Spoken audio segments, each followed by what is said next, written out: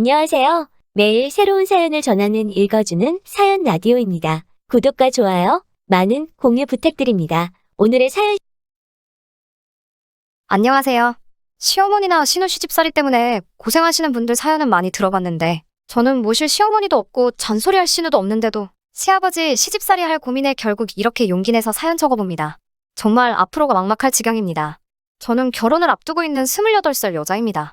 저와 결혼할 남자친구는 연애로 짧게 만나긴 했지만 성실한 모습에 결혼을 결정하게 되었습니다. 그런데 남자친구를 너무 몰라도 몰랐다는 생각이 드네요. 아니, 남자친구보다 남자친구의 배경에 대해서요. 안정적인 직장에 다니고 인품도 훌륭해서 정말 1등 신랑감이라는 생각이 들었습니다. 외모도 준수하고 매너도 좋아서 제 친구들에게 남자친구가 저에게 청혼했다는 사실을 알렸을 때 제 친구들 모두가 동시에 저를 부러워할 정도였어요. 흠잡을 곳 하나 없고 완벽하기만 한 줄 알았던 남자친구라고 생각했는데 정말 이런 것 때문에 결혼을 고민하게 될 줄은 몰랐어요. 아주 돌아버리겠어요. 남편은 따로 형제도 없이 외아들이에요. 홀아버지 밑에서 자라왔다고 합니다. 사실 연애하는 동안에도 그런 사실은 알지 못했어요. 당연히 저에게 한 번도 말해준 적 없었거든요. 결혼 이야기가 나오면서 양가 부모님들 만나는 자리가 있어야 하니 그때 눈치 보면서 저에게 그 사실을 털어놓더라고요. 저는 솔직히 기대를 많이 했어요. 홀아버지 몸으로 아들을 이렇게 훌륭하게 키워주셨으니 당연히 아버지도 인품이 좋으시고 존경할 만한 분이라는 생각을 했거든요. 그런데 첫 만남부터가 너무나도 충격적이었습니다.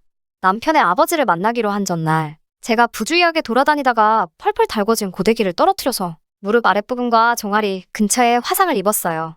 응급조치를 하기는 했는데 뭐가 잘 안 된 건지 다음날 부어오른 화상 자국이 벗겨지기 시작하면서 환부에서 진물이 나오기 시작하더라고요.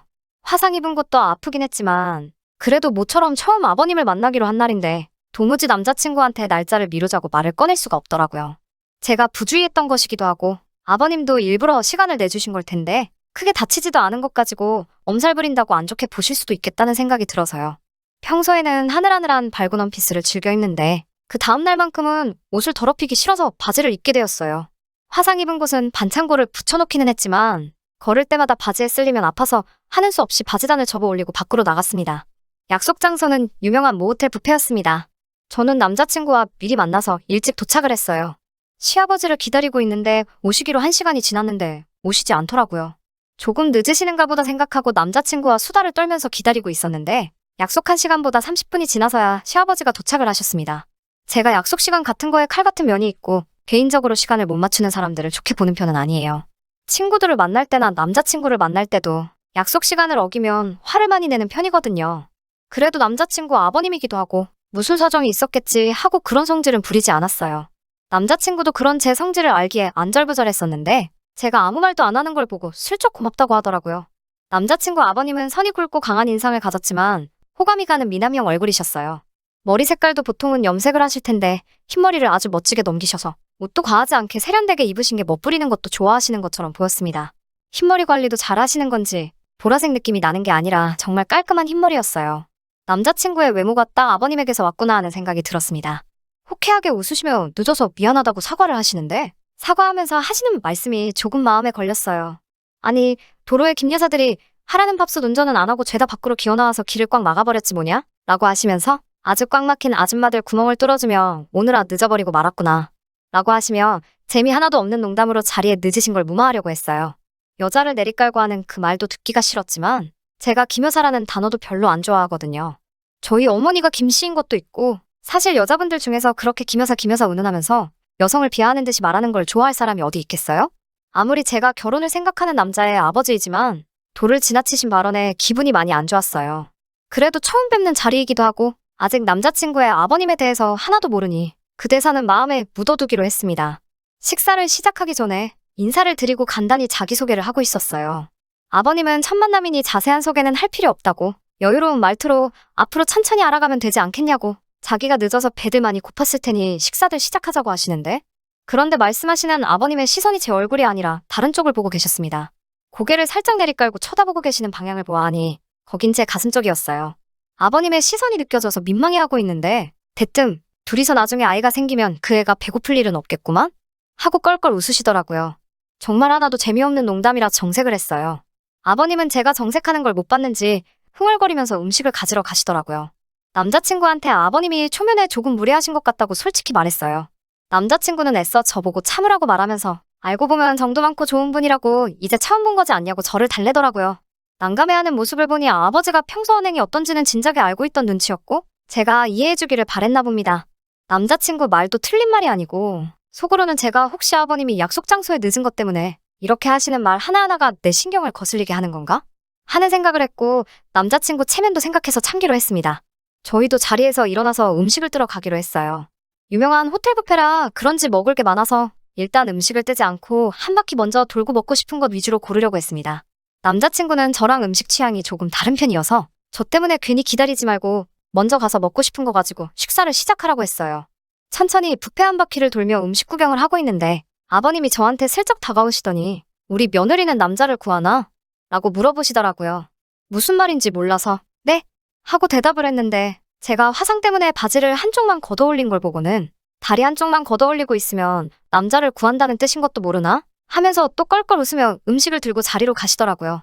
자리로 곧바로 가시는 걸 보니 드실 음식은 벌써 다 떠놓으신 상황이었는데 굳이 저한테 그런 더러운 농담 한마디 더 하려고 제가 있는 쪽까지 오셨다는 게 너무 화가 났어요. 그 더러운 농담에 아무 말도 못하는 사실이 화가 났고 수치심까지 느껴졌습니다. 당연히 밥 먹는 자리에서도 분위기가 좋을 수 없었어요. 식사하면서도 제가 제 화를 못 이겨서 말을 한마디도 못하고 있으니 저보고 여자가 애교가 왜 이렇게 없냐고 여자가 그렇게 애교가 없으면 나 좀 가서 남편한테 버림받는다 라고 말씀하시더라고요. 정말 제가 어디까지 참을 수 있나 테스트를 하려고 하는 건가 하는 생각도 들고 화나는 걸 참을 수가 없으니 그 자리에서 결혼이고 밥상이고 전부 뒤집어버리고 나오고 싶었지만 진짜 남자친구 체면 생각해서 속으로 꾹꾹 눌러가며 참았습니다. 식사 자리가 끝나고 원래는 남자친구와 데이트를 하려고 했는데 다리 다친 것도 아프고 도저히 그럴 기분도 아니어서 집으로 돌아왔어요. 뒤도 안 돌아보고 들어가는데 남자친구가 쫓아오면서 미안하다고 계속 사과하더라고요. 자기 아버지가 저한테 어떤 실수를 한 건지 알고는 있나 봐요. 그날 이후로 남자친구한테 연락 한 번 안 했고 벌써 일주일이 지나갔어요. 남자친구는 제발 전화 좀 받으라며 매일같이 연락을 해오고 저는 받아야 할지 말아야 할지 고민되네요. 아들은 아버지를 닮는다는데 남자친구도 만난 지 얼마 안 된 저에게 본인의 본 모습을 숨기고 있고 사실은 그런 저질농담 같은 걸 거침없이 말하는 그런 사람일까봐 걱정돼요. 진짜 어떻게 해야 하는 건지 제 마음도 모르겠고 정신없기만 하네요. 혼자 소갈이 하다가 이렇게 사연 한번 보내봤습니다. 후기 보내드립니다. 남자친구가 집까지 찾아오고 난리도 아니어서 무슨 말이 하고 싶은 건지 드러나 보려고 한번 만났어요. 결국 자기 아버지가 실수한 거에 대해서 사과하고 저를 이해시키려고 하더라고요. 원래도 짓궂은 농담을 좋아하시는 분인데 정말 그 속에는 악의가 하나도 없다고 하면서 정도 많고 따뜻한 분이시라고 저보고 이제 그만 화를 풀어달라고 말하더라고요. 자기도 미치겠다고. 그렇다고 아들 여자친구가 아버지 저질농담하는 거 듣기 싫다고 그 말투를 고치라고 할 수도 없는 노릇이지 않겠냐고 자기 좀 이해해달라고 하더라고요. 계속 강조하는 건 정말 아무런 속뜻 없이 하시는 장난 같은 거고 저도 겪다 보면 아버지를 진심으로 좋아하고 존경하게 될 날이 올 거라고 빌어대는 통에 저도 한번 접고 어떻게 되는지 지켜보기로 했습니다. 하지만 집어럽게 못 준다고 남자친구 아버님의 도를 지나친 발언과 행동에 저는 결국 견딜 수가 없었고 남자친구와는 결혼을 하지 않겠다 선언을 했습니다. 아버님과 다시 만나게 된 건 얼마 전이었어요. 저는 다시 보고 싶은 생각이 없었는데 남자친구는 굳이 저와 아버님의 관계를 개선해야겠다고 생각했는지 무리해서 약속을 잡더라고요. 원래는 한정식집에서 만나뵈려고 했는데 몸보신을 좀 하고 싶다고 하셔서 근처 백숙집으로 자리를 옮기게 되었어요.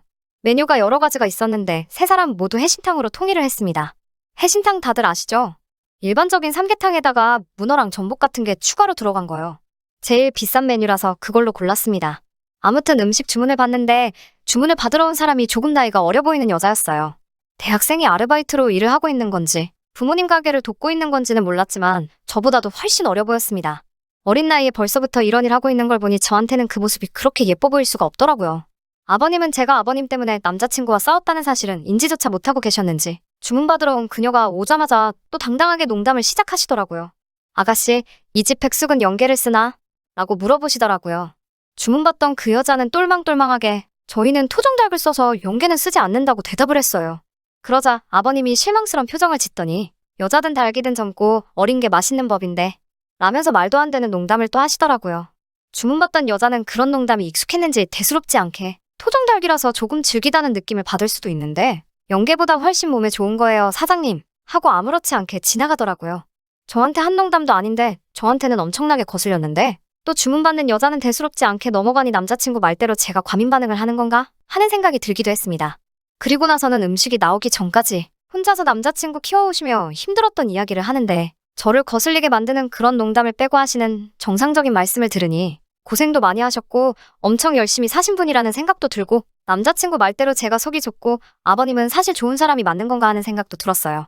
그런데 그런 생각이 들기가 무색하게 몇 분도 안 돼서 애써 쌓아놓으신 점수를 날려버리셨습니다. 그날은 밥상을 뒤집어버리고 한마디 하고 뛰쳐나왔고요. 생각보다 빠르게 주문한 음식이 나왔어요. 한 명당 하나씩 앞앞이 음식이 세팅이 되었습니다. 제가 뜨거운 걸 잘 못 먹어서 펄펄 끓고 있는 삼계탕이 조금 식을 때까지 기다리고 있었는데 우리 며느리는 큰 고추 먹어야지 하면서 이건 며느리 거 라고 하시며 3회째로 나온 오이고추를 제 앞접시에다가 덜어주시더군요. 그러더니 그 길로 바로 젓가락을 제 그릇으로 옮겨 휘적거리더니 조개는 오랫동안 구경도 못한 내가 먹어야지? 이러면서 제 삼계탕 안에 들어있던 전복을 집어 가져가시네요.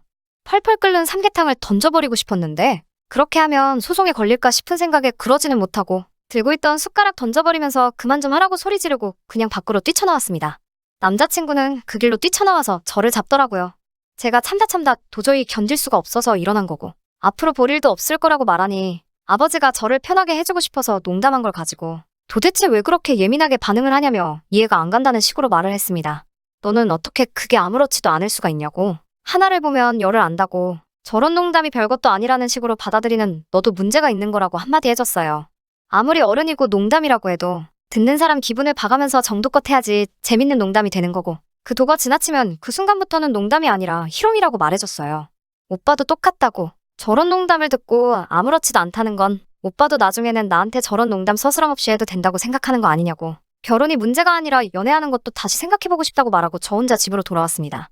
잘못한 걸 이해를 했는지 뭔지는 모르겠지만 더 이상 저를 잡으러 쫓아오지도 않고 제자리에 가만 서서 제가 멀어져 가는 것만 바라보고 있더라고요. 바로 얼마 전 이야기예요. 엊그제까지는 전화 좀 받으라고 하면서 하루에 12번도 전화를 했는데 요 며칠간은 전화 한 통 없네요.